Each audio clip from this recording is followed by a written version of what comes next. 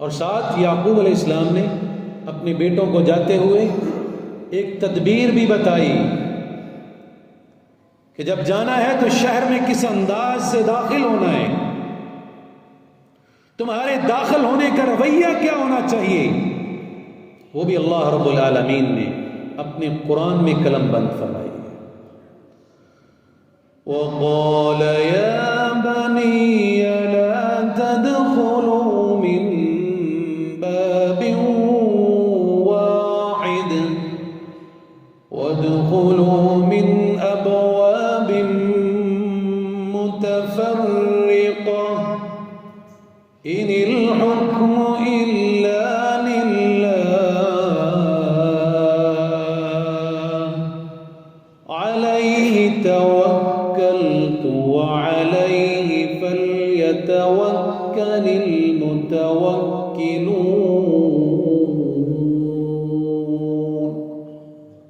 اپنے بیٹوں سے کہنے لگے جب مصر شہر میں داخل ہونا تو یہ نہ کرنا کہ ایک ہی دروازے سے سارے کے سارے داخل ہوں، ابواب متفرقہ، الگ الگ دروازوں سے داخل ہونا، ایک دروازے سے سارے کے سارے داخل ہوں۔ یہ میری تدبیر ہے، ان الحکم الا للہ، میں تدبیر تو کر سکتا ہوں لیکن حکم ہر چیز پر کس کا چلتا ہے؟ اللہ کا چلتا ہے۔ علیہ توکلت، میں اسی پر توکل کرتا ہوں، وعلیہ فلیتوکل المتوکلون، اور ہر توکل کرنے والے کو اسی پر توکل کرنا چاہیے۔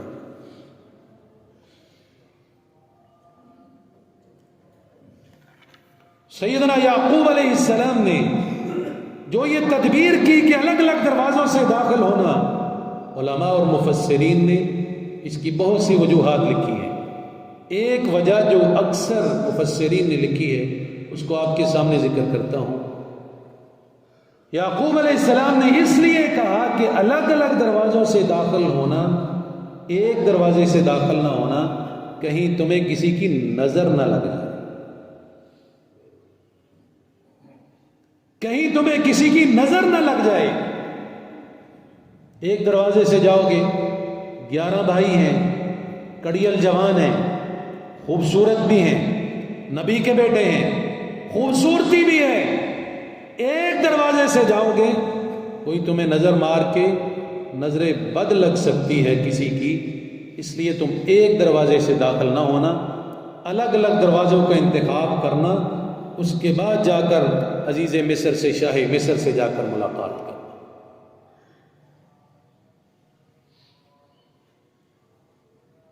اللہ کے نبی صلی اللہ علیہ وسلم کی جو شریعت ہے جس کے ہم ماننے والے ہیں، اس میں بھی یہ بات موجود ہے کہ نظر پر حق ہے۔ حدیث کے لفظ ہیں العین حق، نظر لگنا حق ہے، لگ سکتی ہے۔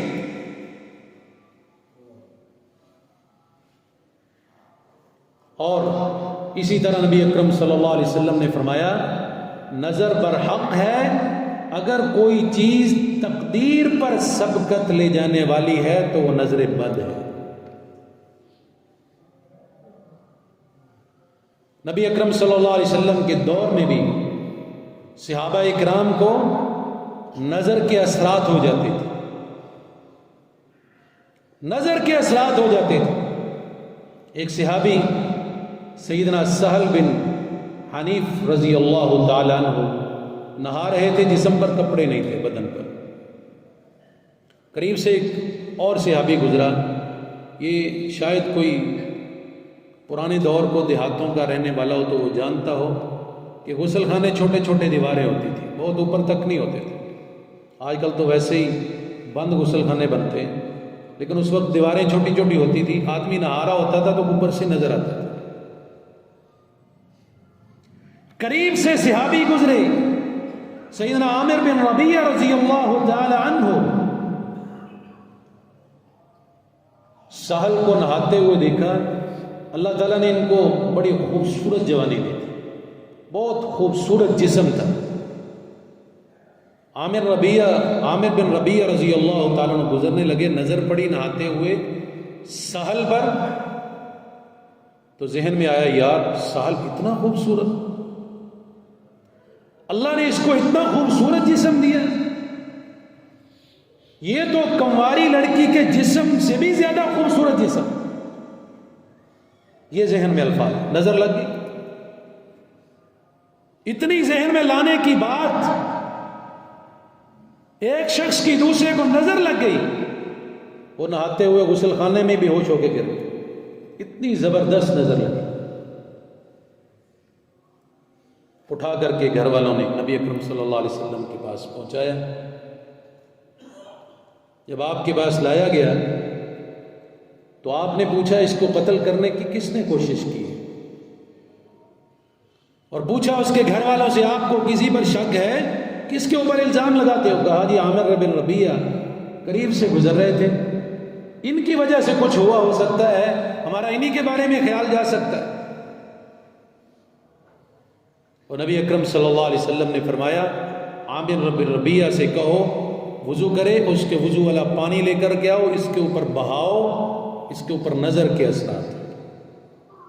اس سے وضو کروایا گیا، اس کے جسم پر وہ پانی بہایا گیا جو وضو کا بچا ہوا پانی تھا، وضو والا پانی لا کر کے اس کے اوپر بہایا گیا، اور پھر اللہ تعالیٰ نے اس کو صحت اور تندرستی عطا فرمائی۔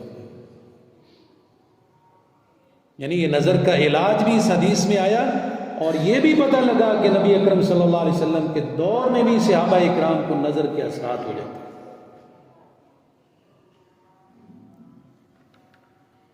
ایک صحیح سند کے ساتھ روایت ہے، نبی اکرم صلی اللہ علیہ وسلم نے فرمایا کہ نظر انسان کو قبر میں اور اونٹ کو ہنڈیا میں پہنچا دیتی۔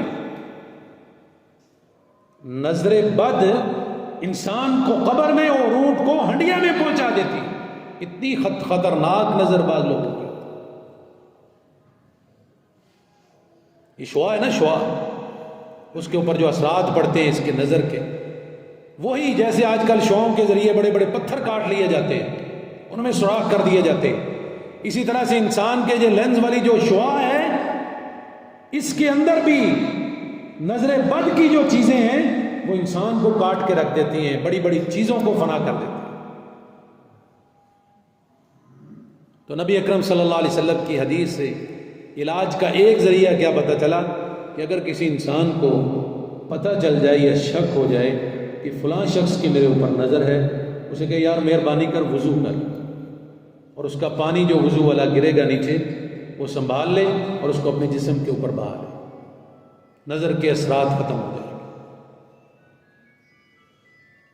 اور دوسرا نبی اکرم صلی اللہ علیہ وسلم نے جو دعائیں سکھائی ہیں، اور بعض دفعہ جبریل نے آ کر آپ کو دم کیا نظر کا، جیسے اللہ رب العالمین نے قرآن حکیم میں کفار کا ذکر فرماتے ہوئے نبی اکرم صلی اللہ علیہ وسلم سے یہ فرمایا کہ یہ کفار جو تم کلام پڑھتے ہو، ذکر کرتے ہو، اللہ کی کتاب پڑھتے ہو جو تمہارے اوپر نازل کی گئی ہے، جب تم یہ پڑھتے ہو یہ ایسی نظریں تمہارے اوپر کرتے ہیں کہ تمہیں نظر بد لگ جائے۔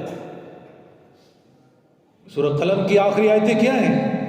اور یہ دم بھی ہے نبی اکرم صلی اللہ علیہ وسلم نے جو قرآن حکیم کے ذریعے سے آپ کے اوپر نازل کیا گیا، یہ دو آیتیں دم کے طور پر بھی، نظر بد کے دم کے طور پر بھی استعمال کرنی چاہیے۔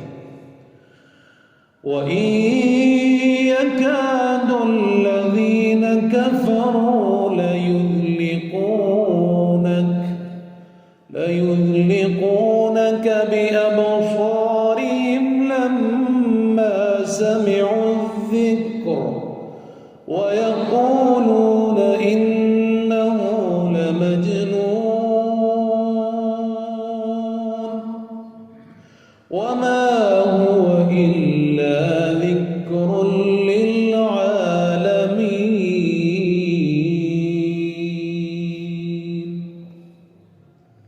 تو یہ دو آیتیں اللہ رب العالمین کے قرآن کی سورہ قلم کی آخری دو آیتیں، یہ دم کے طور پر بھی انسان استعمال کر سکتا ہے۔